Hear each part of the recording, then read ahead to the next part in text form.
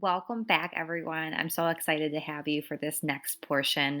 I found this to be very informative and helpful, and I hope it is for you as well.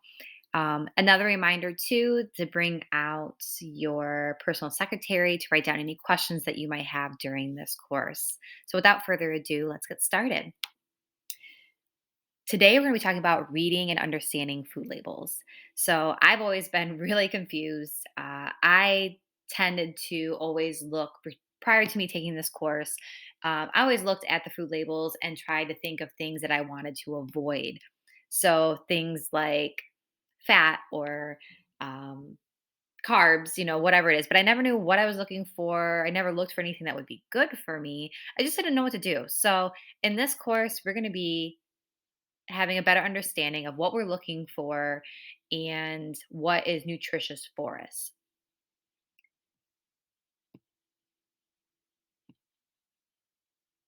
So, when you're looking at a nutrition label, what do you normally look at? So, I know for me, like I said, based on fad diets, I would look at the total number of fat, carbs, calories, sugar, and I was never really concerned about anything other than that besides not wanting to gain weight. So I'm going to teach you to look at things that are going to be beneficial for you so you can understand what foods are good for you and why. So to clear the air, let's start talking about food labels and what do we need to look for. So the four main areas that you should look at when you're looking at a food label are the ingredients, the amount of protein, fiber, and sugar. And to make this a little bit easier for you, I'll explain because we have a 363 rule. And this will help you better understand or remember at the very least, because I know for me, I love acronyms and little things to help me remember little tips and tricks for this kind of stuff. So, for this, think of the 363 rule. You want to have at least 3 grams or more of protein, 6 grams or less of sugar, 3 grams or more of fiber. So, also, we're going to be looking at ingredients. So, realistically, the shorter list of ingredients, so 10 or less, is best. The less ingredients you have, which means the least processed it should be. So, if it's the most natural form, it should only have 1 or 2 ingredients, maybe three. So, really, the less, the better when it comes to ingredients.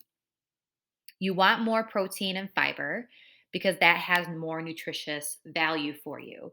Fiber and protein help you process the foods that you're eating and stay full longer. So, good words that you're looking for, things like whole grain, organic.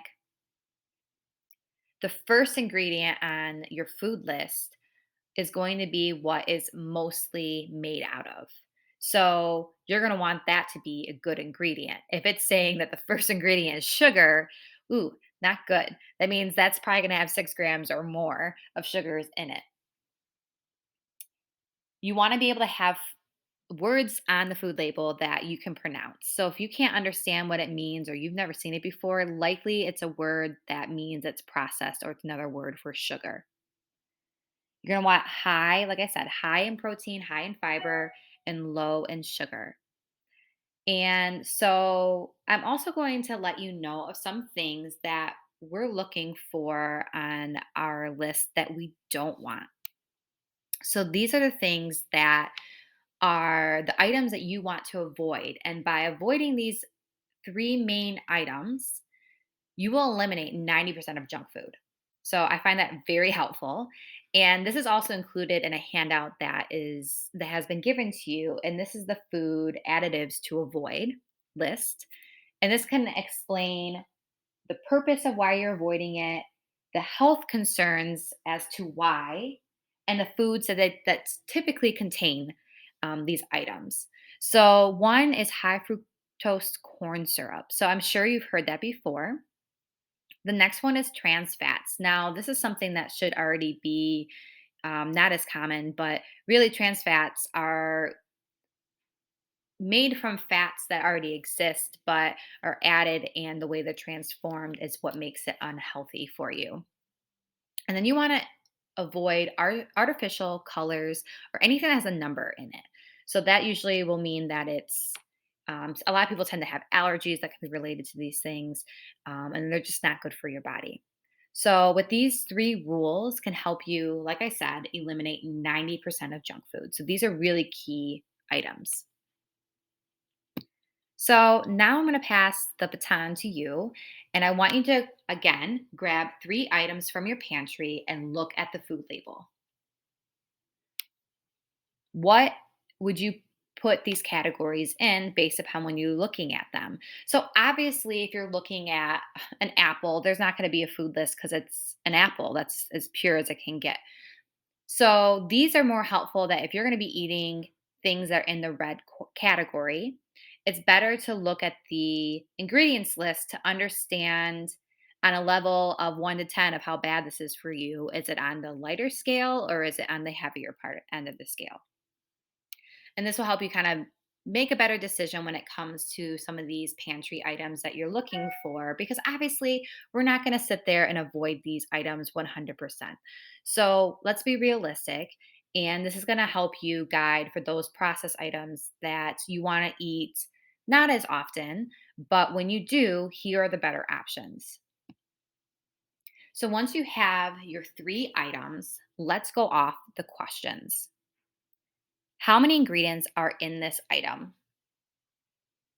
How much protein and fiber and sugar are in this item? So that goes back to the 363 rule. And how would you rate this item?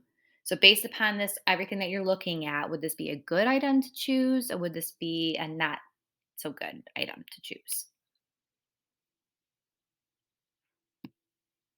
So, let's practice it together. So, I love apple cinnamon Cheerios, my favorite.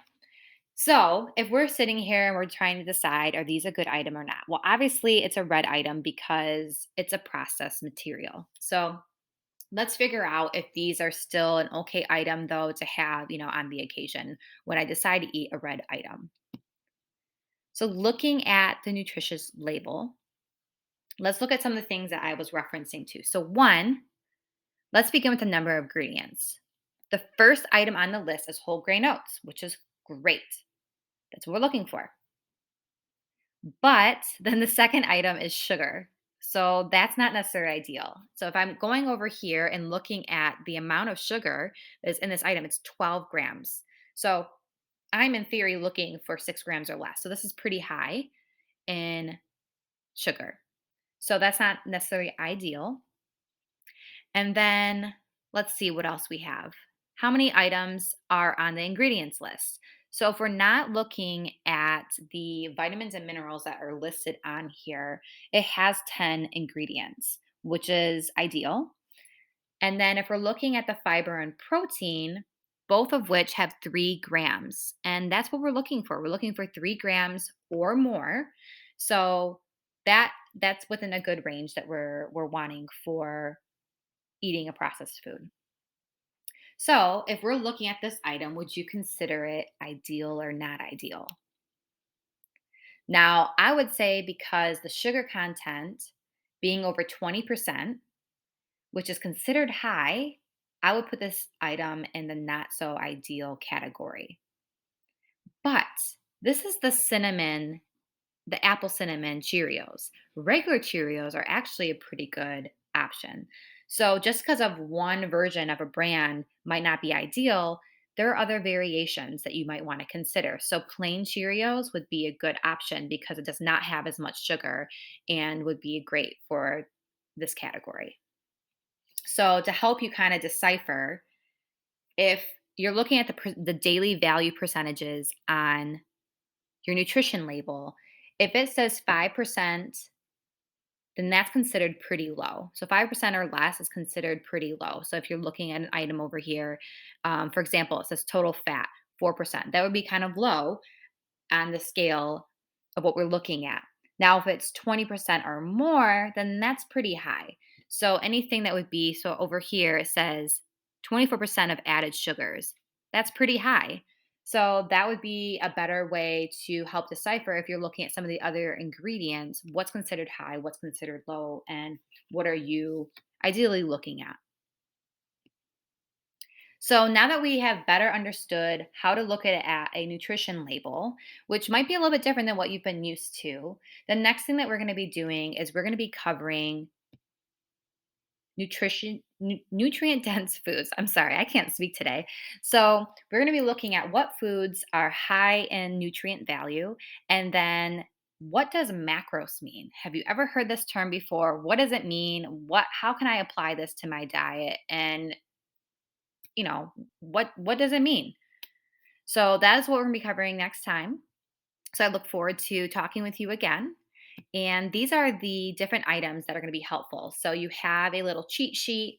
This is actually a front and back version of this, the ingredient list and nutritional facts. That's a front and back version.